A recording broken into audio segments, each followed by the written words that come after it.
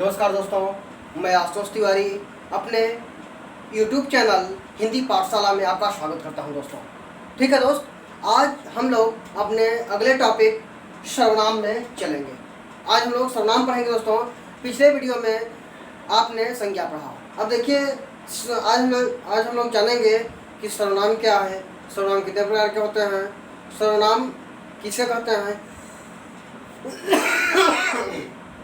तो इतनी चीज़ों के बारे में आज हम लोग सर्वनाम के बारे में जानेंगे। देखिए दोस्त, सर्वनाम का शाब्दिक अर्थ होता है सर्वधन नाम। सर्व माने होता है सबका और नाम, तो सबका नाम अर्थात सबके नाम के स्थान पर जिस शब्द का या जिस वाक्य का हम प्रयोग करते हैं उसे कहते हैं क्या, सर्वनाम। ठीक, समझ गए आप। जैसे मान लीजिए कि कोई व्यक्ति है, उसका नाम मोहन है। अब मोहन क्या हो गया, मोहन उसकी संज्ञा हो गई। मोहन उसका नाम है इसलिए मोहन क्या हो गई, संज्ञा हो गई।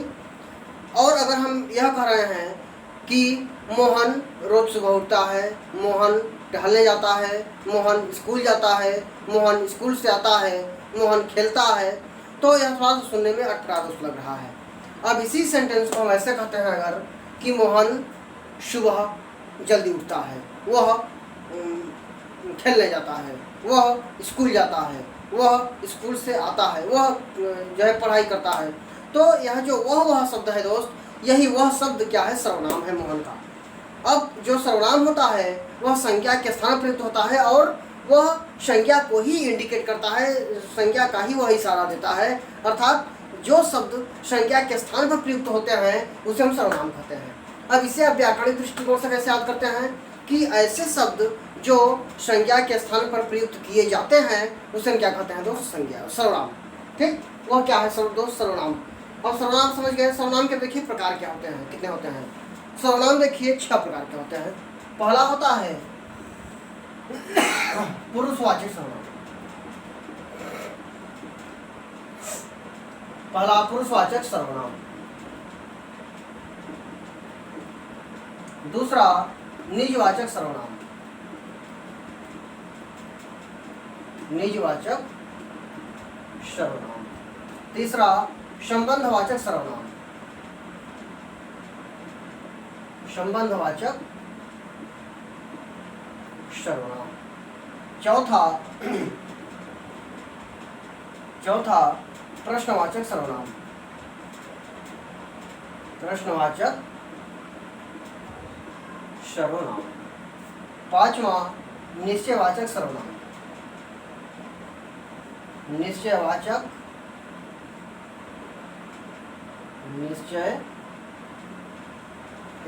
सर्वनाम।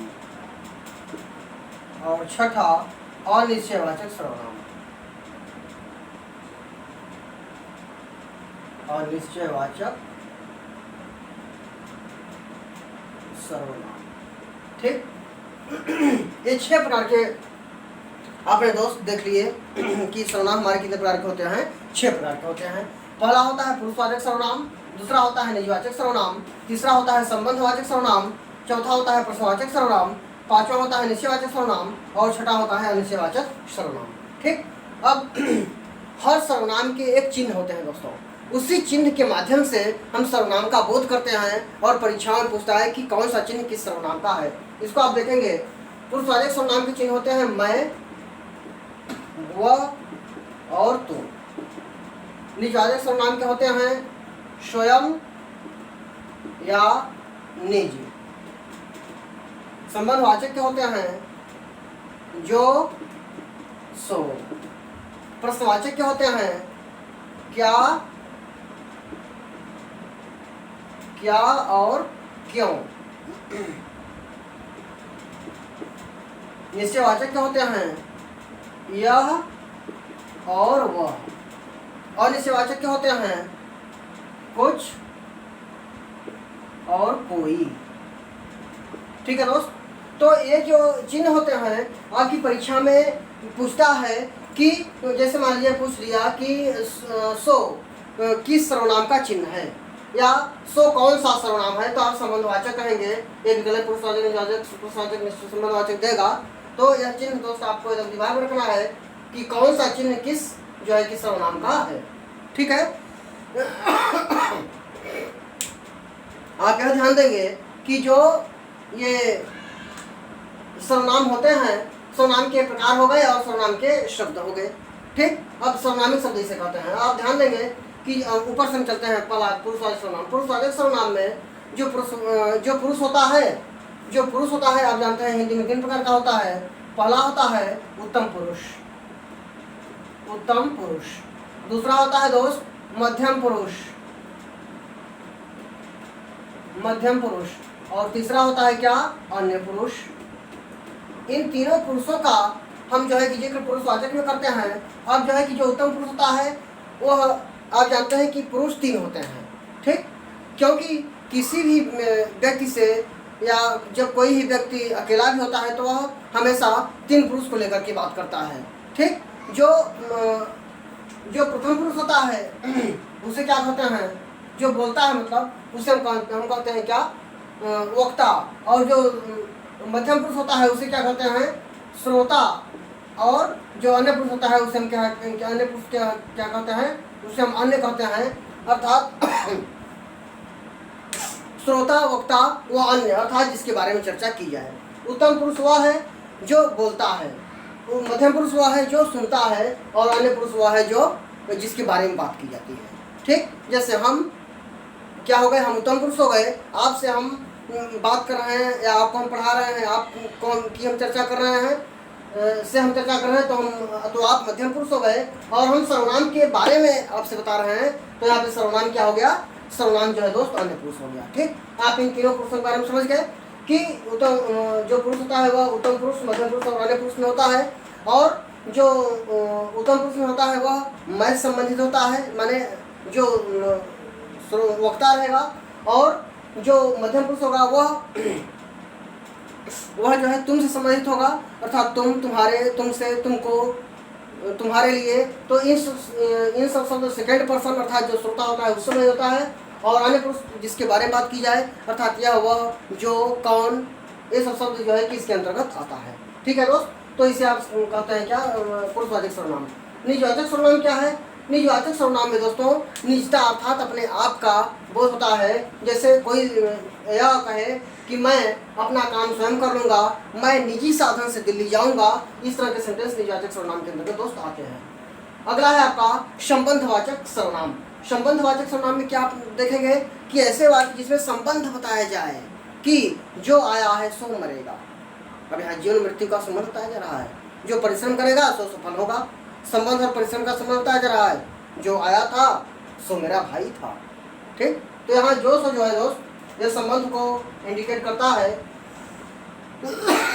अगला है आपका निश्चयवाचक सर्वनाम। तो निश्चयवाचक सर्वनाम में यह बताया जाता है कि अगला है प्रश्नवाचक सर्वनाम। प्रश्नवाचक सर्वनाम में यह बताया जाता है कि यह प्रश्न पूछा जाता है। प्रश्नवाचक चिन्ह कब, कौन, कैसे, कहाँ, तहाँ, जहाँ, यहाँ, वहाँ, किससे, कितना, किसकी, बहुत ढेर सारे प्रश्नवाचक शब्द हैं। लेकिन नहीं, जो सर्वनाम है, सर्वनाम के अंतर्गत सिर्फ 2 शब्द आते हैं प्रश्नवाचक के, क्या और क्यों।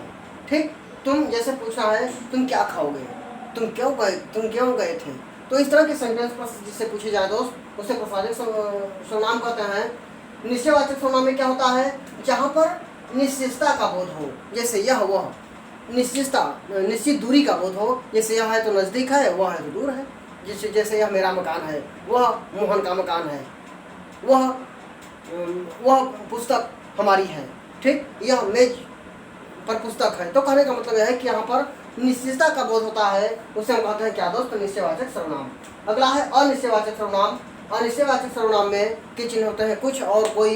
ये ऐसे शब्द होते हैं दोनों कि जिससे हम अनिश्चितता का बोध करते हैं, अर्थात कुछ कन्फर्म नहीं कर पाते।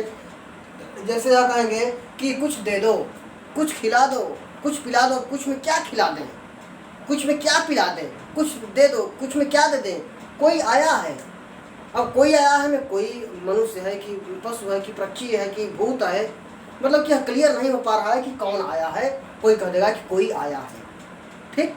कुछ दे दो, कुछ कह दो। अब कुछ में क्या कह दें, तो कहने का सेंस है दोस्त कि जिसमें अनिश्चितता का बोध है, वह कुछ निश्चित ना हो, उसे हम कहते हैं क्या? अनिश्चयवाचक सर्वनाम। इसका चिन्ह होता है कुछ और कोई। ठीक, आप समझ गए होंगे। अब जो है जिसमें इसमें आप देखेंगे दोस्त कि जो सर्वनामिक शब्द होते हैं, कभी पूछ लेता है कि सर्वनाम 6 प्रकार के होते हैं, सर्वनामी के जो है कि शब्द हो गए, और कभी कभी पूछ लेता है कि सर्वनामिक शब्द कितने प्रकार के होते हैं। तो सर्वनामिक शब्द दोस्त 11 प्रकार के होते हैं। सर्वनामिक शब्द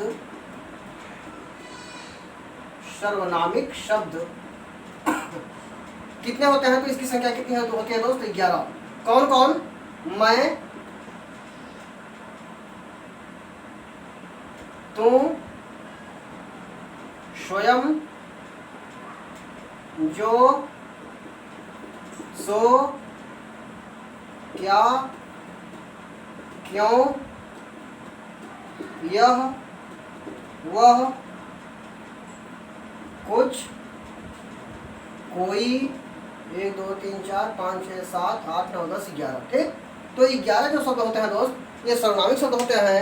इनकी संख्या कितनी होती है? इनकी संख्या होती है 11। मैं, तू, स्वयं, जो, सो, क्या, क्यों, यह, वह, कुछ, कोई, 1 2 3 4 5 6 7 8 9 10 11। तो इनकी संख्या दोस्तों कितनी होती है? सर्वनामिक शब्दों की संख्या कितनी होती है दोस्त? तो सर्वनामिक शब्दों की संख्या होती है 11। और सर्वनाम कितने प्रकार के होते हैं? 6 प्रकार के होते हैं। ये सर्वनामिक आपके चिन्ह हो गए, इसे सर्वनामिक चिन्ह कहते हैं। ठीक, एक होता है, एक संयुक्त सर्वनाम होता है।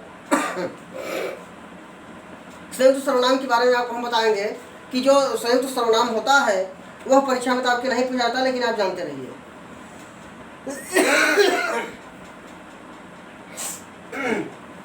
उसके लिए एक बड़ा शब्द फेमस है, आप जानते हैं, लेकिन उसकी चर्चा मैं कर दे रहा हूं। संयुक्त सर्वनाम।